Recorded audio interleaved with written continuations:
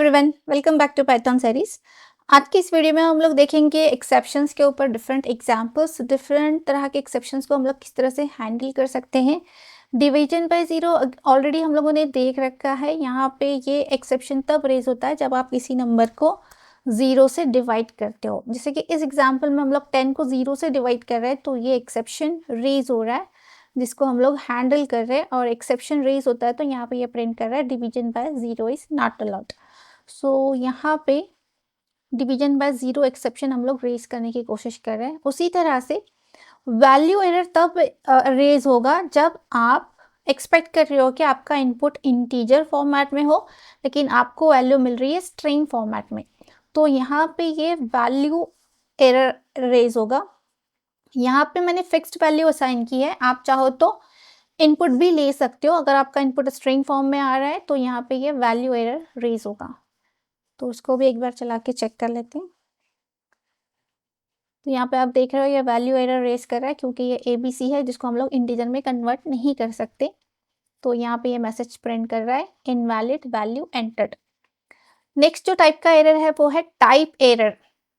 यहाँ पे आप देख रहे हो कि यहाँ पे एक वैल्यू है मेरी इंटीजर की और सेकेंड वैल्यू भी इंटीजर ही है, लेकिन ये स्ट्रिंग फॉर्म में है। अगर आप 10 को डबल कोट्स में स्पेसिफाई करते हो तो ये स्ट्रिंग फॉर्म में होता है जिसको आप 5 के साथ ऐड नहीं कर सकते। वन इंटीजर वन स्ट्रिंग को हम लोग ऐड नहीं कर सकते, तो ये यहाँ पे आएगा टाइप एरर। तो इस तरह के एक्सप्रेशन अगर जब एग्जीक्यूट करते हो तो इस तरह का एरर आप टाइप एरर क्लास की मदद से हैंडल कर सकते हो। तो ये यहाँ पे आ रहा है डेटा टाइप मिसमैच। नेक्स्ट जो एक्सेप्शन है वो है इंडेक्स एरर। यहाँ पे आपकी लिस्ट है जिसमें आपके सिर्फ 3 एलिमेंट्स है, लेकिन आप एक्सेस करने की कोशिश कर रहे हो 5th इंडेक्स्ड एलिमेंट जो कि एग्जिस्ट ही नहीं करता। तो इस केस में आएगा आपका इंडेक्स एरर, जो कि मुझे प्रिंट कर रहा है index out of the range. Next जो है की एरर। की एरर बेसिकली डिक्शनरी में आता है। ये मेरी डिक्शनरी है डेटा जिसमें एक ही की और एक ही वैल्यू है, नेम एंड अली।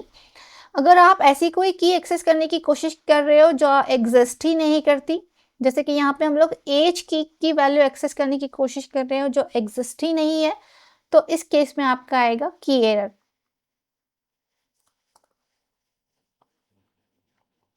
तो यहाँ पे आप देख रहे हो कैच ब्लॉक में हम लोगों ने की नॉट फाउंड डिक्शनरी दिया था, वही मैसेज ये प्रिंट कर रहा है। नेक्स्ट है नेम एरर।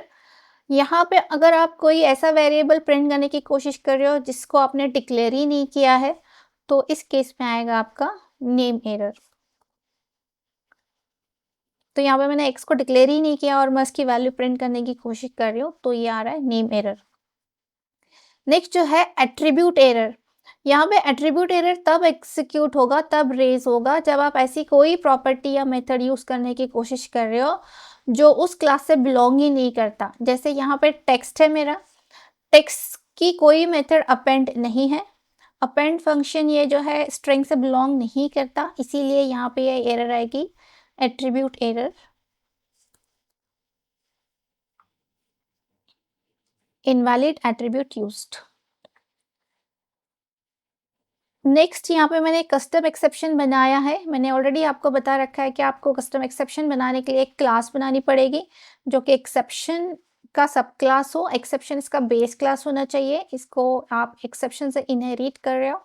और यहाँ में हम लोग चेक कर रहे हैं कि जो भी आपका बैलेंस है अगर लेस देन 500 होता है तो आपको ये एक्सेप्शन रेज करना है, लो बैलेंस एरर। तो यहाँ पे ये मैसेज प्रिंट करेगा कस्टम एरर, जो भी ये मैसेज है यहाँ पे ये प्रिंट कर लेगा लो बैलेंस एरर। तो यहाँ पे हम लोग इस ऑब्जेक्ट को प्रिंट करने की कोशिश कर रहे हैं। फाइनली ब्लॉक एग्जीक्यूट कंपलसरी होगा चाहे आपका एक्सेप्शन रेज हो या ना हो।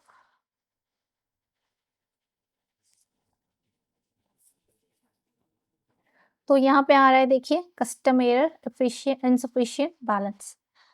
तो यहाँ पे जब भी आपका बैलेंस लो हो जाएगा तो ये एक्सेप्शन रेज होगी। तो ई में जो भी आपने मैसेज दिया हुआ है वही पास होगा और वही सेम चीज़ प्रिंट होगी।